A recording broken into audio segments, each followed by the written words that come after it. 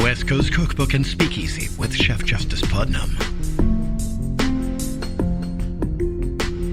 Netrootsradio.com.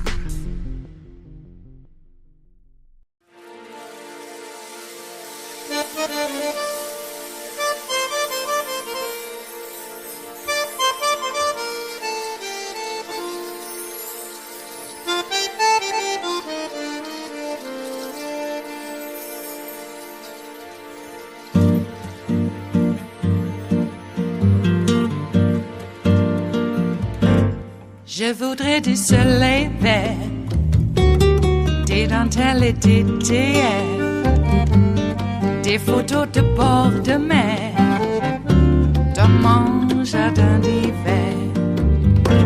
Je voudrais de la lumière, comme en Nouvelle-Angleterre.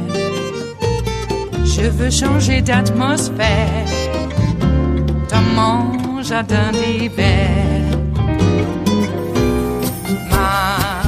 À fleurs sous la pluie de novembre, tes mains qui courent, je n'en peux plus de t'attendre. Les années passent, il est loin, là je tombe. Nul ne peut nous entendre.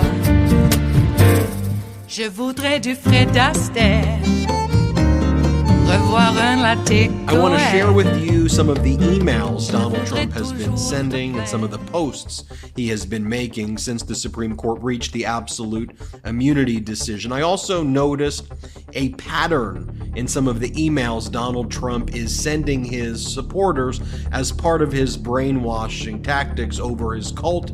I want to share with you what he's doing. It's typical cult leader behavior. I want to contrast it with what President Biden has been doing, saying, and talking about. First, I want to show you the email Donald Trump sent to his supporters. I subscribe to his listserv so you don't have to.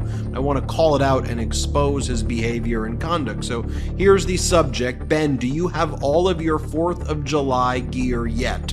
And it says only 3 days left until the 4th of July. In the wake of my huge Supreme Court win, I've released the perfect flag for Ben to wave as we celebrate America's freedom. Now, do you think it's going to be an American flag? If you guessed yes, If you guessed it's a red MAGA flag, ding, ding, ding, because Donald Trump has replaced the American flag with the MAGA flag. Donald Trump has changed the national anthem to the J6th choir song. And I know corporate media wants to say, oh, President Biden has a stutter. Oh my gosh, he has a stutter. Let's focus all our attention on that. Donald Trump has replaced the American flag with MAGA flags. Donald Trump has replaced our national anthem with a song sung by the J6 insurrectionists that he calls the J6th choir. Here's what Donald Trump is selling. Don't wait. The 4th will be here before the end of the week. Claim your MAGA flag. How much do you think the MAGA flag costs? $5, $10, $500 or $1,000 to get your red MAGA flag, folks. Donald Trump then writes the following. You know, this is another email that he sends out. You know I like shiny things. And it says, Ben, I'm upgrading you to the Diamond Trump status. This is your early access invitation to join the most exclusive group of MAGA patriots ever assembled. There are currently 0 members. Wow. So you could be the first. Your membership in the Trump Diamond Club is so important to me, Ben. You are the reason I wake up every morning. I love you to the moon and back. I really mean that. So before the day is over, accept a spot in the Diamond Club. Just think about this. Donald Trump is sending an email to me, or he's sending an email to others who are actually his supporters, which I am not, saying, I love you to the moon and back, and I really mean that. So then I started thinking about the pattern here that Donald Trump utilizes, and what I realized is that he continues to say, I love you.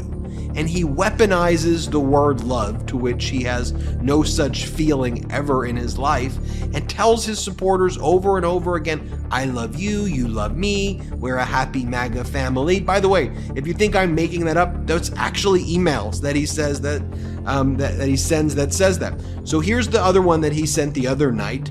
He goes, Ben is the reason I won the debate. Seriously, I couldn't have done it without you. So in recognition of what you did to help me, I'm awarding you a golden Trump flag pin. It's our American flag with Donald Trump's name on it. The same way he has his crime scene buildings with his name on it, now the American flag says Trump over it. And I suppose it's fitting because the United States Supreme Court said that he is above the law. Trump on the American flag. Could you ever imagine in the United States of America, in these United States, somebody would ask the Supreme Court for king-like immunity to order the assassination of political opponents, to order SEAL Team 6 or the military to massacre, to kill, to carry out a murder of the opposing political party, get absolute immunity for it, and plaster his name on the American flag and change the words of our national anthem, and I've got to deal with the corporate media go, but Biden has a stutter. Are you kidding me? What are we talking about here? But this is what Donald Trump is saying, that I'm getting this as an award. So let me click to get my award. Oh, wait, you want me to pay you $150, $250, $500 for this flag pin? I guess it's not an award. But notice what it says here.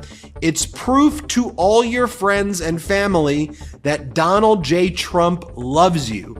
So if I want to show my family that Trump loves me, I need a flag with Trump's name on it, it says, and then I can prove to family members that I am loved by him. Let's talk about this pattern. This is what Donald Trump sends. Love this, love that. Here's the other one that he sends. I love you, you love me. We are one happy MAGA family. I love you, you love me is another email that he sends. And there's another one. This is Donald Trump, and we are sold out of dark MAGA shirts, but I'm Donald Trump, and I love you. So I restocked these MAGA shirts just for you, because I will never surrender. This is an email that he's sending to supporters, that he says, this is Donald Trump, we're sold out, but I'm Donald Trump, and I love you? What the heck is this? Here's another one. There's no debate. I love Ben. And I want the whole world to know it too. From Trump, I have a question for you. Do you still love me? Ben, do you still love me? This is the emails that he's sending to his supporters every day. Dozens of emails a day, or half a dozen or so emails a day, and many of them saying, I love you, you love me, do you love me? Please tell me you still love me. That's what he's sending in his campaign. The leader of the Republican Party. What are we talking about here? Then Donald Trump posts the following on his social media. Crooked Joe Biden spied on my campaign. Isn't that what you accused Obama of? Crooked Joe Biden spied on my campaign, took money from foreign governments, made some of the worst policy and military decisions. He is killing our country. Total loser. Or how about this? In all caps, Donald Trump writes, the Supreme Court decision is a much more powerful one than some expected it to be. It's brilliantly written and wise, and clears the stench from the Biden trials and hoaxes, all of them that have been used as an unfair attack on crooked Joe Biden's political opponent, me. Many of these fake cases will now disappear or wither into obscurity. God bless America! Exclamation point. And as I think about these messages, I'm just looking at some of these photos of Kim Jong-un and these propaganda photos. Just take a look at some of these. Like, this is what Donald Trump wants. Like, take a look at Donald Trump's supporters. Here's Trump's lawyer wearing the Trump gold chain with his face on it. Here's the Real Men Wear Diapers outfit that Trump supporters are showing up to at his events. Fact check true by Snopes that they're showing up wearing diapers. Okay, can we go back to the world of normalcy for a second? What politics is supposed to look like normalcy. President Biden writes, This nation was founded on the principle that there are no kings in America. Each of us is equal before the law. No one is above it, not even the President of the United States. With today's Supreme Court decision on presidential immunity, that fundamentally changed. President Biden writes, "The expanded child tax credit I signed cut child poverty in half and put more money in the pockets of around 40 million working families in 2021. Republicans refused to extend it. I want to restore it because no child in this country should live in poverty." President Biden writes, "I will respect the limits of presidential powers that I have for 3.5 years, but any president, including Donald Trump, will now be free to ignore the law. I concur with what Justice Sotomayor wrote today. With fear for our democracy, I dissent. So do I." And here's the video President Biden published. Play this clip. At the outset of our nation, it was the character of George Washington, our first president, to define the presidency. He believed power was limited, not absolute, and that power always resides with the people, always. Now, over 200 years later, today's Supreme Court decision, once again, it'll depend on the character of the men and women who hold that presidency that are going to define the limits of the power of the presidency, because the law will no longer do it. I know I will respect the limits of the presidential powers I have for 3.5 years, but any president, including Donald Trump, will now be free to ignore the law.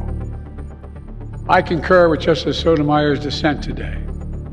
Here's what she said. She said, "In every use of official power, the president is now a king above the law. With fear for our democracy, I dissent." End of quote. So should the American people dissent. I dissent. President Biden also wrote, "Each of us is equal before the law. No one is above it, not even a president. With today's Supreme Court decision on presidential immunity, there are now virtually no limits on what a president can do. That is a new, dangerous precedent." President Biden writes, "It's time America got a better deal. My administration is hard at work to lower surprise travel junk fees, saving folks over $500 million every year in airline fees." President Biden writes, "Reports have shown progress in lowering inflation, but I know families are struggling and we have much more to do. I will keep fighting to lower housing and healthcare costs and call on big corporations to pass their savings along to consumers." And President Biden writes, "The Supreme Court has decided that it will be the character of the men and women who hold the presidency that will define its limits, not the law. I know I will respect the limits of a president's power." Check out this video that President Biden posted. At the outset of our nation, it was the character of George Washington, our first president, to define the presidency. He believed power was limited, not absolute, and that power always resides with the people, always. Now, over 200 years later, today's Supreme Court decision, once again, it'll depend on the character of the men and women who hold that presidency that are going to define the limits of the power of the presidency, because the law will no longer do it. I know I will respect the limits of the presidential powers I have for 3.5 years. I truly don't even know how we're even having a conversation here about the differences between President Biden and Donald Trump. You want to be in a world where it's all caps, tweets and messages every day of Donald Trump out there behaving like a Kim Jong-un and turning our country into the laughingstock of the world as it was when he was in office? You want the drama, you want the headache, you want Donald Trump bragging about taking away women's reproductive rights. You want Donald Trump to treat women the way he's treat minorities the way he's. You want Donald Trump out there using our government to enrich himself and his family, plastering his name on our American flag, singing a new national anthem, screwing over hard-working people like he's done his whole damn life. His whole life he's screwed workers. He's screwed workers. He was in office for 4 years also. And he screwed workers over and over again, gave tax cuts to deca billionaires, and screwed we the people, was so fiscally irresponsible, added like $8 trillion to the debt. Horrific, horrific stuff. That's why, again, I don't care if you're a Democrat. actual Republican, independent, libertarian, whatever it is, non-affiliated with political parties.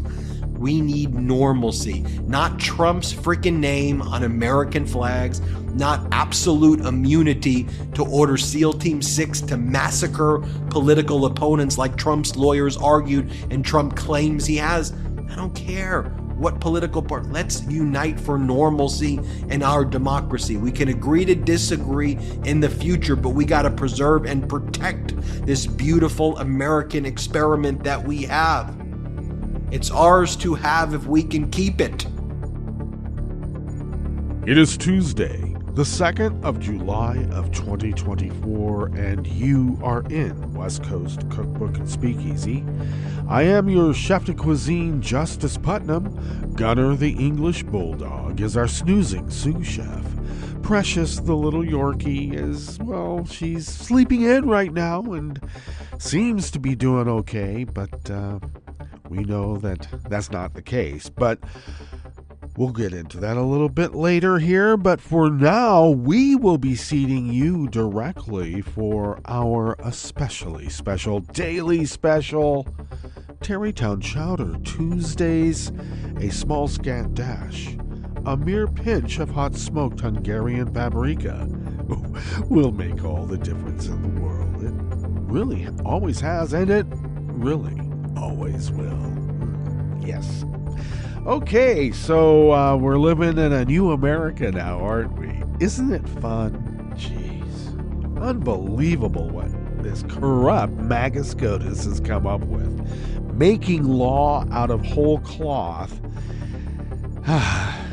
And then saying that they're the real Americans. I gotta tell you, the thing that really probably angers me the most is that some weird space alien like Alito presumes that he is our better. This guy is a mutant. He comes from pond scum. In fact, I would like to say that he still is pond scum from another world. Talk about illegal aliens. This guy's from another galaxy. Come here, sniffs at us, and says he's our better, and he knows better. He knows better than all the scientists. He knows better than all the engineers. He knows all better than any expert because, well, he's our better. Okay. And then you got Thomas. He thinks he's our better. John Roberts, the balls and strikes guy. He's our better. Every foul ball from a Republican is a home run. That's calling balls and strikes. And then, of course, Gorsuch and Kavanaugh. This is, and let's be clear about this, this is rat fuckery by rat fuckers who are getting us back because of what happened to Nixon. They have been on a mission since then to exact retribution. And look who they have as the vanguard of their movement. Says everything we need to know.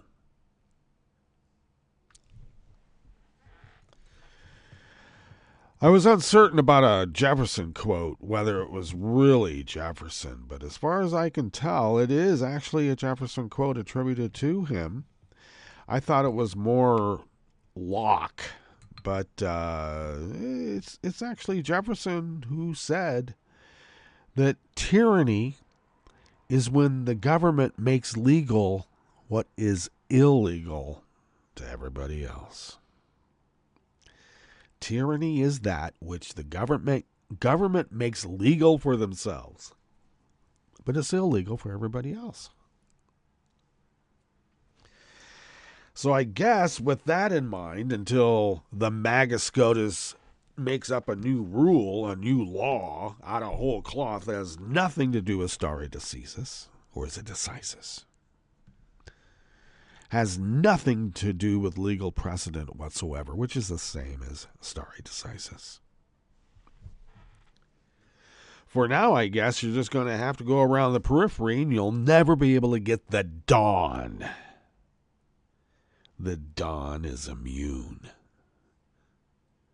Jesus. I guess you could say a solution is, I don't like the term pack the court. It's not packing the court.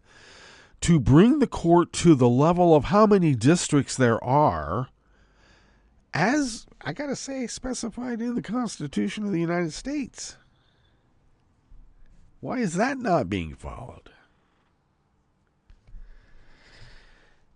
But to even do that, we really need to control the House, the Senate, the executive.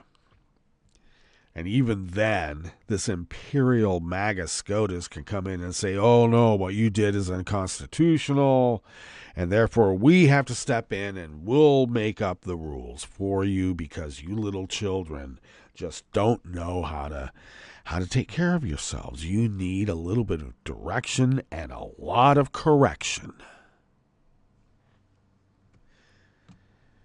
Not only is it get back for Nixon, it's also get back because they warned us not to elect the black guy and we elected him twice.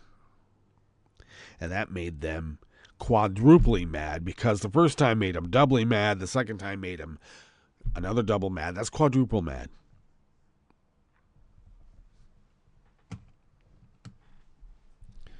Can you imagine what would happen if Harris became president? See, I'm not really worried about the so-called frailty of Joe Biden. We have a perfectly viable, dynamic vice president. That's why we have vice presidents. The conservative MAGA types think the vice president is there so that you can threaten them with death if they don't heal too. Jeez. It's within his official capacity as President of the United States to kill his vice president for not healing too. How stupid is that? I loved all the punditry. Oh, John Roberts, he's worried about the legacy of not only the Supreme Court, but his own legacy as Chief Justice. Apparently not. Unless he wants his legacy to be a Nazi.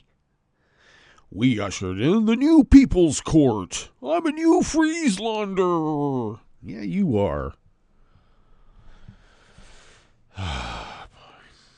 You know, I got to tell you, when the People's Court came on TV, you know, back in the day, I cringed a little bit because, you know, the Nazi People's Court was kind of scary. And then they had a guy named Wapner, Judge Wapner. I'm like, oh my God.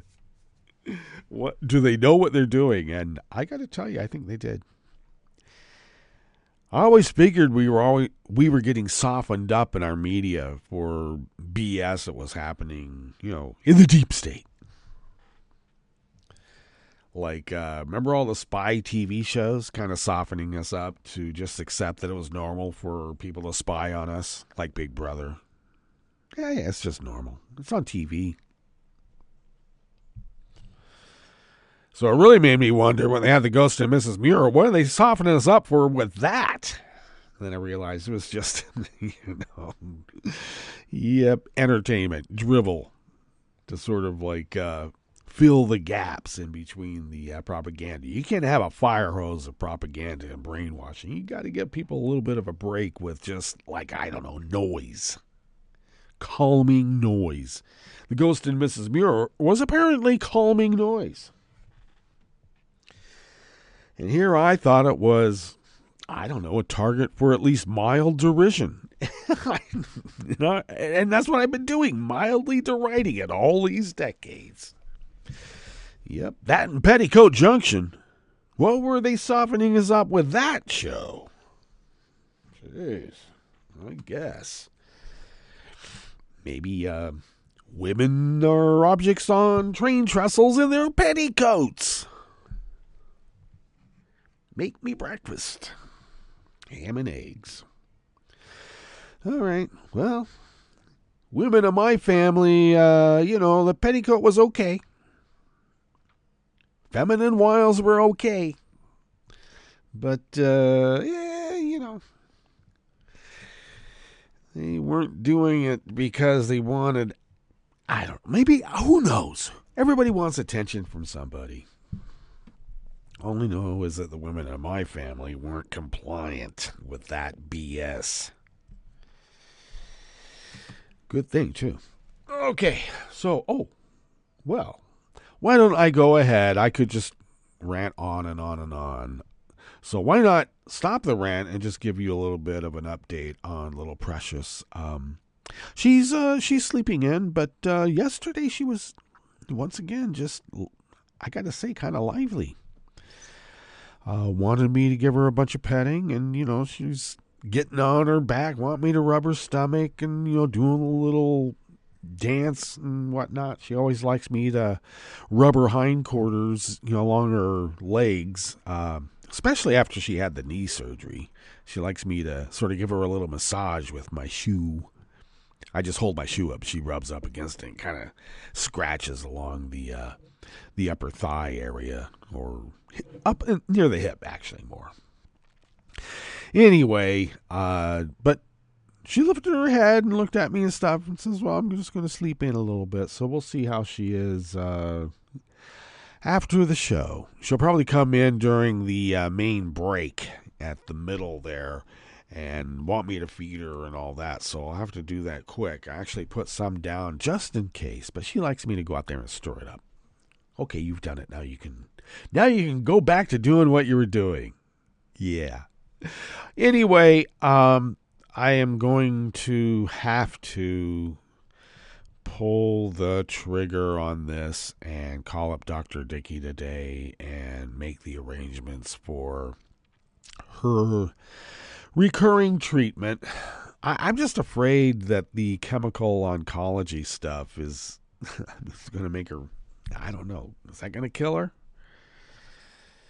Treatment is not a cure. I just don't want her to have, I don't know. It's hard, isn't it? Because life is such a beautiful thing. I went through this before. It's such an accident. It's a beautiful accident. We're so lucky. I don't want to stop that for other living things. Ugh. But when I sat in Zazen for all those years, oh boy, and I got the knees to prove it too. Ouch! Well, one thing is that you meditate on is that life is suffering. Ouch. Sort of lets you know that it's there. Thank you. But life is also beautiful. We're lucky. And, all right, enough of that. You've heard it before.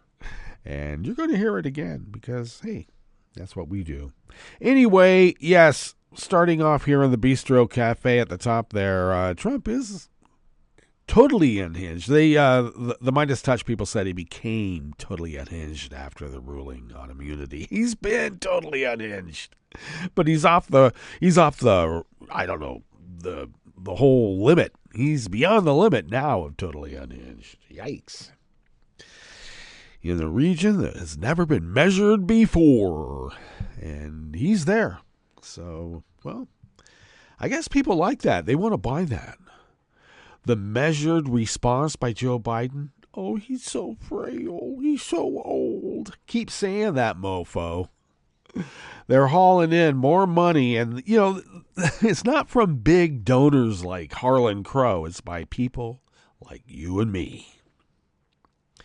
And he pulled in more money in a day after the debate. And then he hauled in even more after the SCOTUS ruling because I think people are a little concerned. I still want to cite those independent voters that were interviewed right after the debate, and the networks were not prepared for their responses because they purposely picked people who were not in the media bubble, and they didn't talk about what the media narrative was. They talked about Donald Trump is an inveterate liar and a crook, and Joe Biden is a good man who tells the truth and has actually done something. Lots. Be nice to hear about it. You know, Joe broke OPEC. How come we don't hear about that? All we get to see is his mouth open with incredulity at Trump's proclamations. Oh, look, he has his mouth open like the Dean scream. He's unfit to lead. Give me a break. Okay. I keep ranting. Who knew? Carrying on here in the Bistro Cafe here, the U.S. Court of Appeals for the Fourth Circuit ordered more than a dozen of the nation's most prominent white supremacists and hate groups to pay about $9.7 million for the 2017 Charlottesville Unite the Hate rally. I know it's Unite the Right, but it was a hate rally. The Naval Criminal Investigative Service is probing the death of a major general whose body was found at the 29 Palms, California Marine Base. Yeah, that's actually been a few deaths happening, a few bases. And a MAGA U.S. representative from Indiana was charged with bringing a .380 caliber firearm through airport security. It's a .380. Yes, that wacko lady who's the only person from Ukraine in our government, and she's on the Russian side. Who knew? After the break, we move to the chef's table where the U.S. military has heightened the security alert at its European bases due to a combination of threats. You know, like right-wing governments rising up all over Europe. How'd that happen? It's almost like a coordinated effort. Almost. And a Japanese executive is among dozens arrested in Myanmar for selling rice above set prices. All that and more on West Coast Cookbook and Speakeasy. Bon appetit.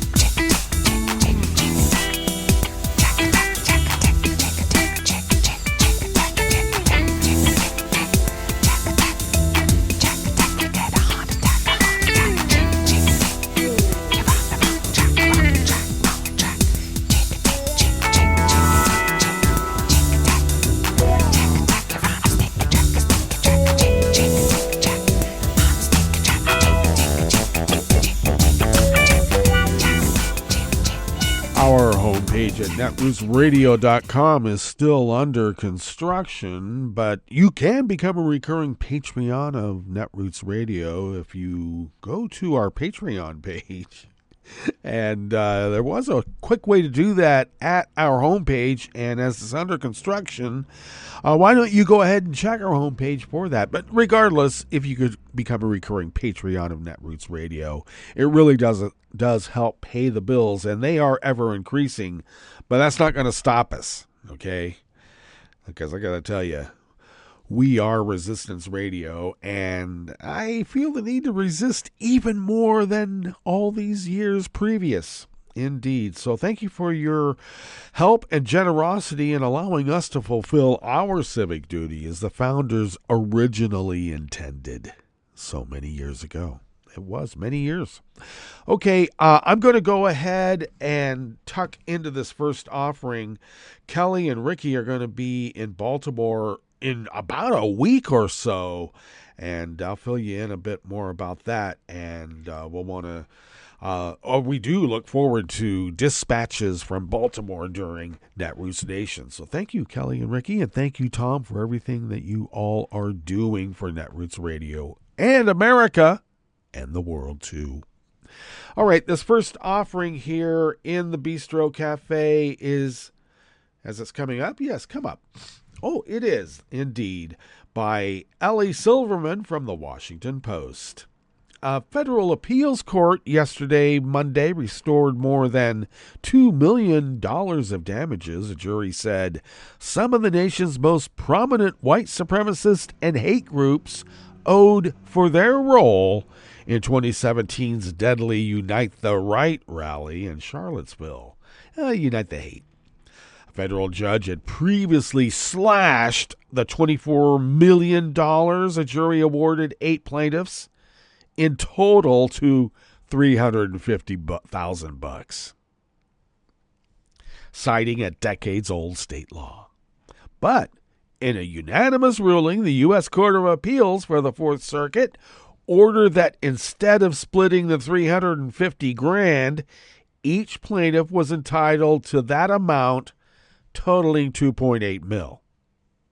This ruling allows plaintiffs to collect nearly 3 years after a jury said they were entitled to relief for physical harm and emotional distress they incurred when white supremacists descended on Charlottesville in a weekend of hate.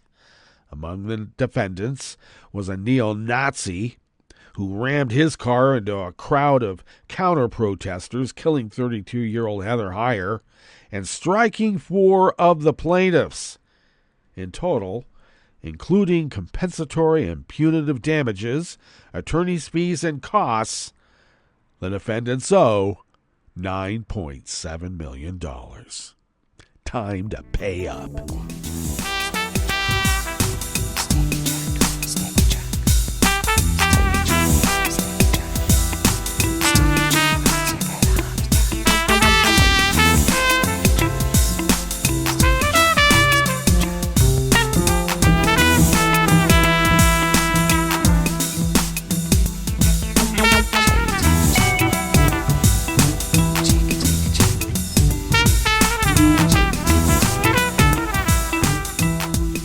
Salvador Hernandez of the Los Angeles Times brings us this next offering here in the Bistro Cafe of West Coast Cookbook and Speakeasy, Tarrytown Chowder Tuesdays.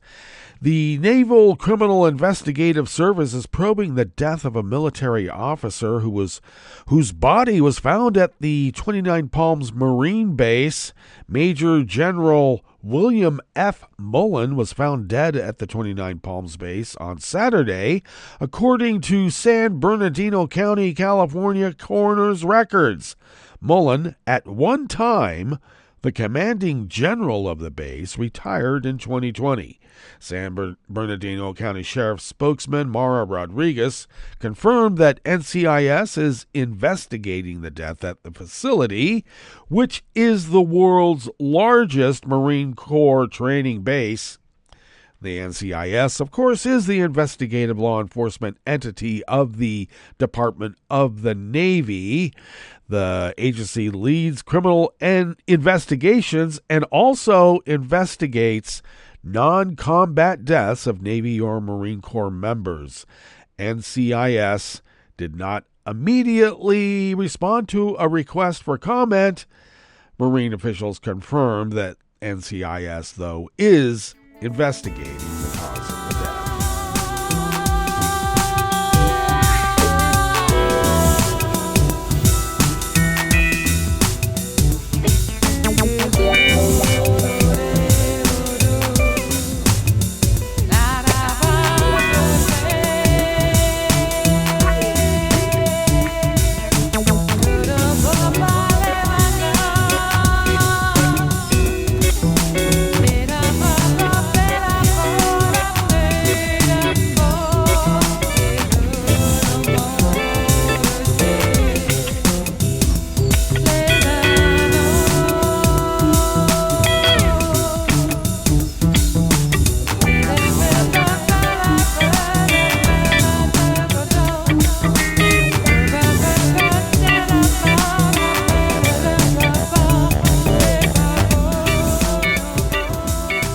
Isabella Volmert of the Associated Press brings us this final offering here in the Bistro Cafe part of West Coast Cookbook and Speakeasy.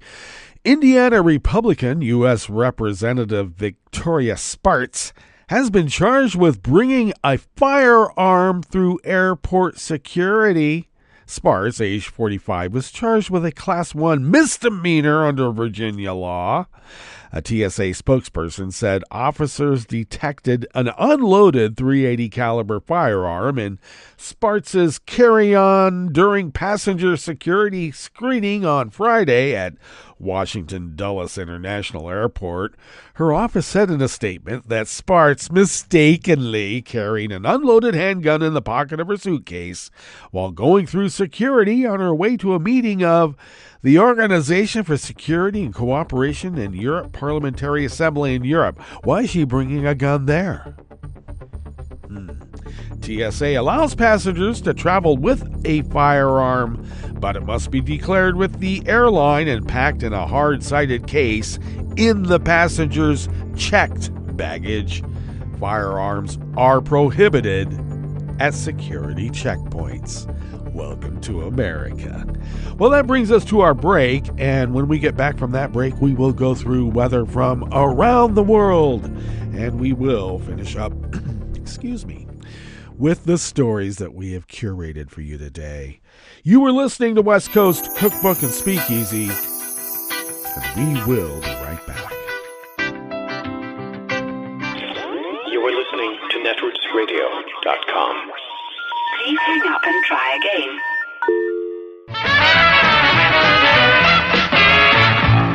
From a point at sea to the circles of your mind, a new force is at work for planetary transformation. New radio for a new Earth.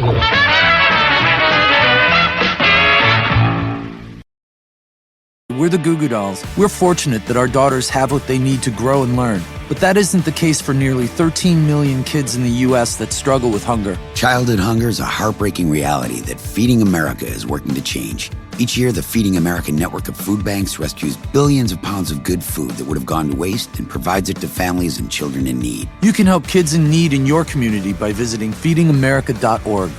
Brought to you by Feeding America and the Ad Council. Wake up and text. Text and eat. Text and catch the bus. Text and miss your stop. Wait. Text and be late to work. Sorry, I'm late. Text and work. Text and pretend to work.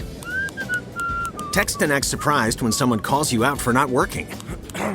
Who, me? Text and meet up with a friend you haven't seen in forever. Hi. Oh, hey. Text and complain that they're on their phone the whole time. Text and listen to them complain that you're on your phone the whole time. Text and whatever. But when you get behind the wheel, give your phone to a passenger. Put it in the glove box. Just don't text and drive.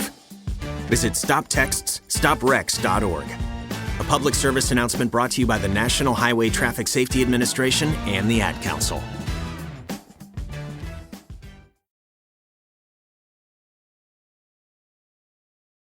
In 2012 in the United States, about 317,000 motor vehicle crashes involved a large truck. 26,000 truck drivers and their passengers were injured in these crashes, and about 700 died. Trucker safety requires an alert, buckled-up, experienced driver with a reliable vehicle and a strong employer safety program. Seatbelts are the most effective way to prevent an injury or death in a motor vehicle crash, but in 2013, 1 in 6 drivers of large trucks didn't use their seatbelts. Employers can help truck drivers stay safe by committing to driver safety programs at the highest level of leadership, establishing and enforcing driver safety policies, including requiring everyone in the truck to buckle up, and addressing factors that contribute to crashes, such as drowsy and distracted driving. To learn more, visit cdc.gov/vital signs. I'm probably okay to have one more drink before I drive home. I'm probably okay. I open the window to stay alert. Probably okay. I just popped some gum in my mouth. Step out of the car, please. I probably made a mistake. Probably okay isn't okay when it comes to drinking and driving. If you see a warning sign, stop and call a cab, a car, or a friend. Buzzed driving is drunk driving. A message brought to you by NHTSA and the Ad Council.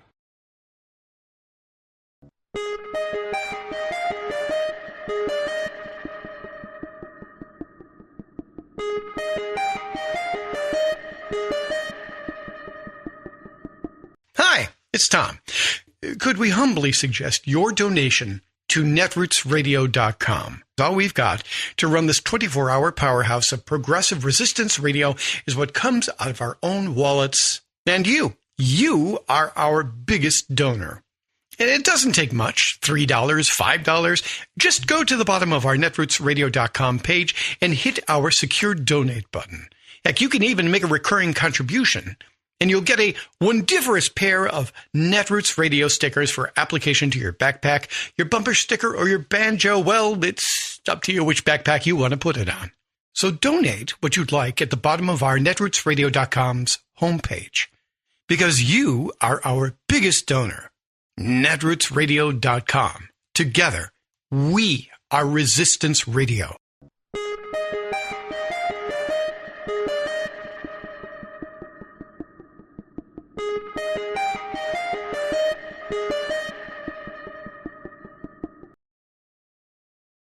You're listening to the American Democracy Minute, keeping your government by and for the people.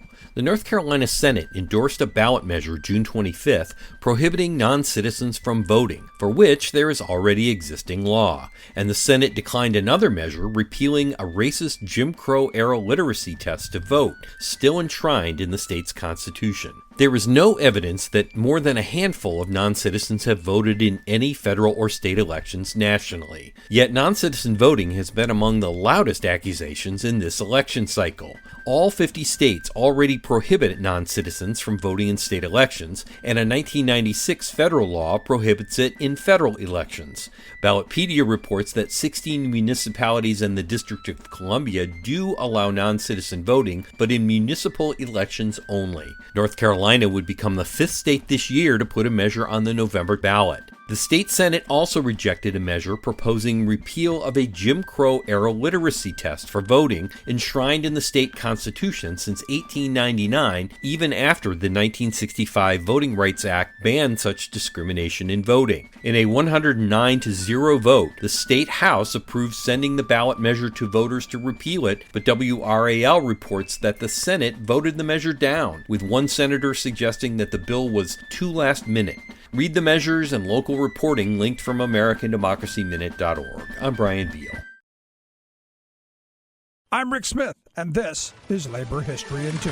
On this day in labor history, the year was 1917. That was the day known as the East St. Louis Race Riot. It is considered the worst case of labor-related violence of the 20th century and one of the worst race riots in American history. At the time, East St. Louis, Illinois, was an industrial hub along the Mississippi River across from St. Louis, Missouri. Production demands for World War I intensified the Great Migration. As African Americans emigrated from the South, filling the demand for industrial labor, tensions grew at workplaces and in the communities in which they settled. That spring, black and white workers had been hired to scab on a local strike. The violence began on May 28th when trade unionists marched to the mayor's office protesting the black labor they considered unfair competition. It quickly turned into an anti-black riot. The National Guard was called out to quell the violence. And on this day, 2 days of rioting began when a car of white men drove through a black neighborhood and fired at a group of blacks. Racist mobs killed as many as 200 African Americans. 6,000 more were left homeless. Many remarked bitterly that the police and National Guard stood by, indifferent to the race violence around them. The president of the Illinois Federation of Labor insisted that employers were to blame for using Southern blacks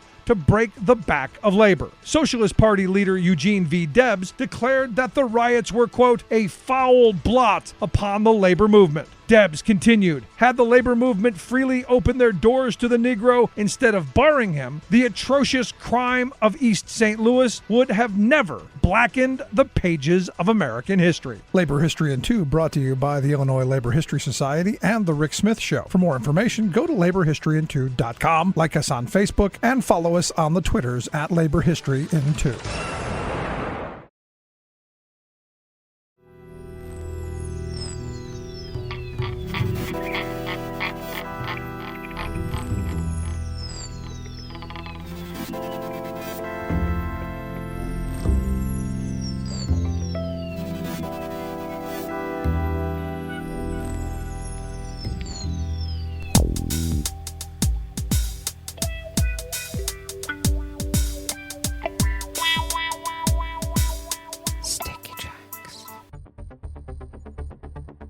Thank you for accompanying us here to the Chef's Table at West Coast Cookbook and Speakeasy, Tarrytown Chowder Tuesdays. We always begin, whether from around the world, along the banks of the Rogue River in the Rogue River Valley of Southern Oregon on the west coast of the continental United States of America, where it is currently 61 degrees Fahrenheit, expecting highs around 89 to 90, which means it could be 95. That's how it works. Anyway, we'll have sunny conditions throughout the day. We are also under an excessive heat watch because we are expecting highs by Thursday in the triple digits. 106 on Thursday. And then over the weekend, it's going to get up to be about 116, which means it could be even warmer here at the mothership. We'll see how that works out. Winds are out of the north-northwest at 10 to 15 miles per hour. Will be, because it's relatively calm at the moment. Clear skies overnight with lows in the low 50s, thankfully. Winds out of the northwest at 5 to 10 miles per hour. Then sunny skies tomorrow with highs in the mid to upper 90s. Winds out of the north-northwest at 5 to 10 miles per hour. I should add, when we get these triple-digit days, the nights are going to be in the 60s. That's not quite cold enough to cool the house down overnight without some help.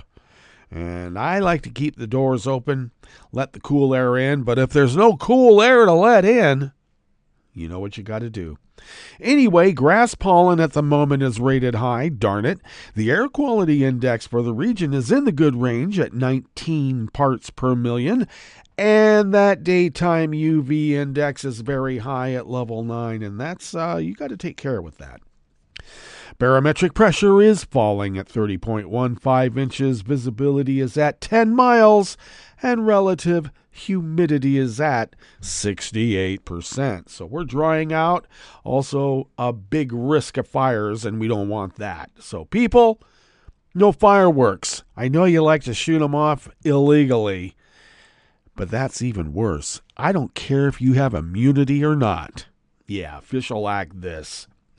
All right, weather from around the world is brought to you by a crowd of crowdsourced weather stations that a crowd crowdsources from around the world. And that is the Weather Underground. London is 65 degrees and cloudy. Paris is 71 and mostly cloudy. Rome is 86 and fair with a moderate rain warning. I wonder what that means. Kabul is 76 and clear. Hong Kong is 80 and mostly cloudy. Tokyo is 80 and merely cloudy. Auckland, New Zealand is 50 degrees and mostly cloudy. San Francisco, California is 68 degrees and sunny with a heat warning. They're going to get up to about 78 today. Oh my God, that's so hot. Chicago, Illinois is 71 degrees and cloudy. And New York is a sweltering 78 degrees Fahrenheit and sunny. And that is weather from around the world, brought to you by a crowd of crowdsourced weather stations that a crowd crowdsources from around the world.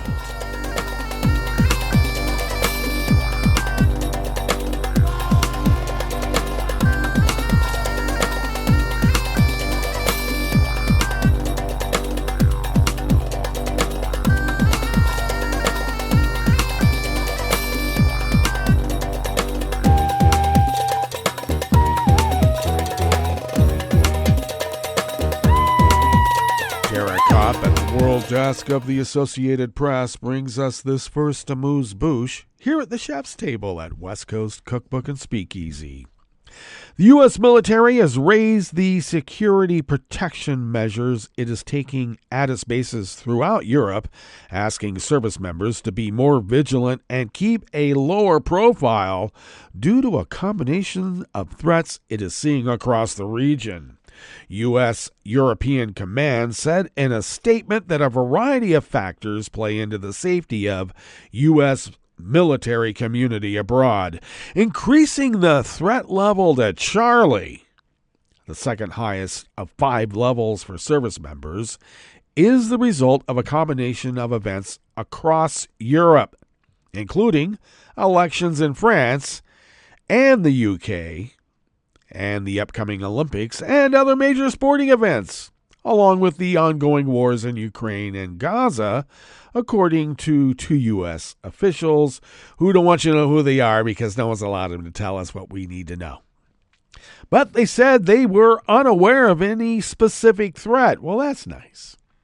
Pentagon Deputy Press Secretary Sabrina Singh would not say whether bases in the Middle East, Africa, or Indo-Pacific were at similar increased force protection levels. However, one of the officials said that many of those bases, especially bases throughout the Middle East and Africa, already maintain higher security levels. Force Protection Charlie is instituted when, quote, an incident occurs or intelligence is received indicating that some form of terrorist action or targeting against personnel or facilities is likely, end quote. That wasn't on the prompter. That's how you read it. You got a quote in the beginning, you got a quote at the end, and if it's a quote, you say end quote. Okay.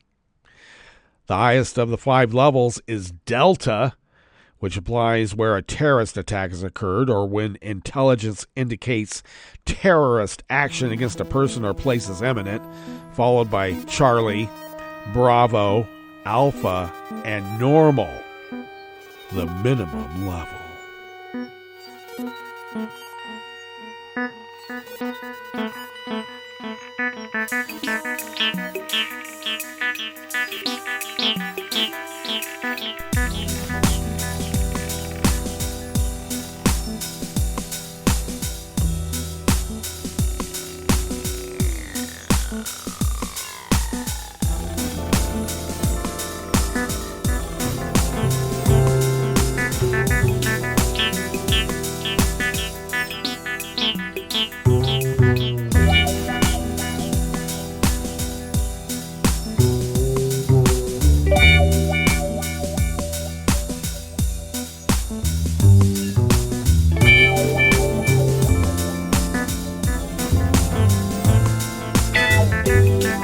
At the World Desk of the Associated Press brings us this final amuse-bouche here at the chef's table at West Coast Cookbook and Speakeasy, Tarrytown Chowder Tuesdays.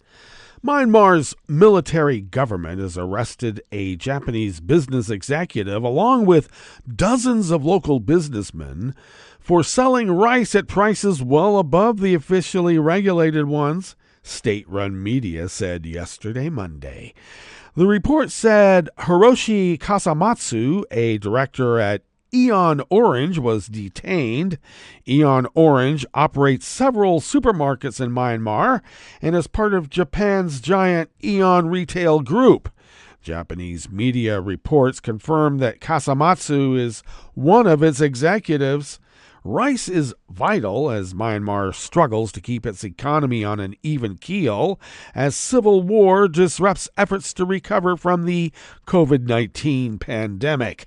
The army seized power from the elected government of Aung San Suu Kyi in 2021, triggering non-violent protests that have evolved into armed protests or armed resistance, mostly because the military went out with tanks and killed so many people. The state-run Myanmar Alin newspaper reported that the arrest for selling rice for prices ranging from 31 to 70% over official prices set by the Myanmar Rice Federation involved 62 suspects, 102 warehouses, 53 supermarkets and superstores, 25 mills, and 7 other shops in major cities. The violation could bring prison terms of 6 months to 3 years in 11 cases, including kazamatsus, and fines and tax payments for the others. Well, we'll keep track of that case as it develops. And that brings us to the end of our broadcast period for the day. But you do know Netroots Radio broadcasts on, and we will meet up here tomorrow for Smothered Benedict Wednesdays. So do stay tuned to Netroots Radio all day and all night for all the breaking news as it breaks. And we will meet up here tomorrow, right here, in West Coast Cookbook and Speakeasy. Bon appetit.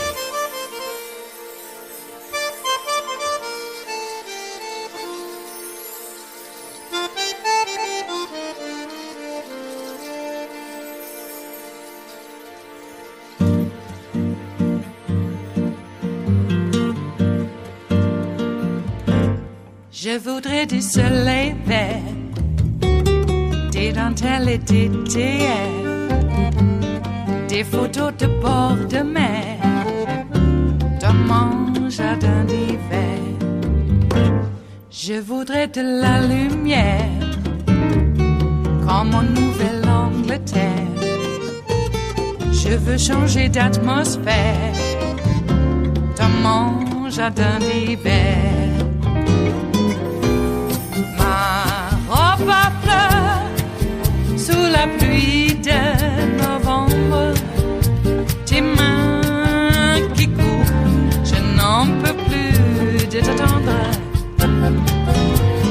Les années passent, qu'il est loin, là je tombe.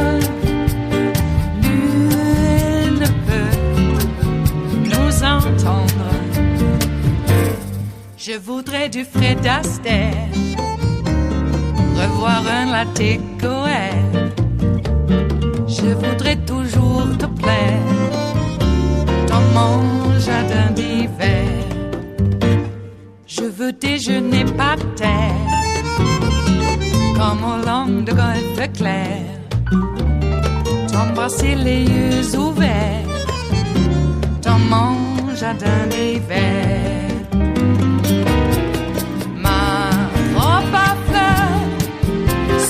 Pluie de novembre, tes mains qui courent, je n'en peux plus de t'attendre. Les années passent, il est loin, là je tombe. Nul ne peut nous entendre. Ba-da-da-dum-di-da-dum. Ba-da-da-dum-di-da-dum. Ba-da-da-dum-di-da-dum. Dans mon jardin d'hiver. Ba-da-da-dum-di-da-dum. Ba-da-da-dum-di-da-dum. Ba-da-da-dum-di-da-dum.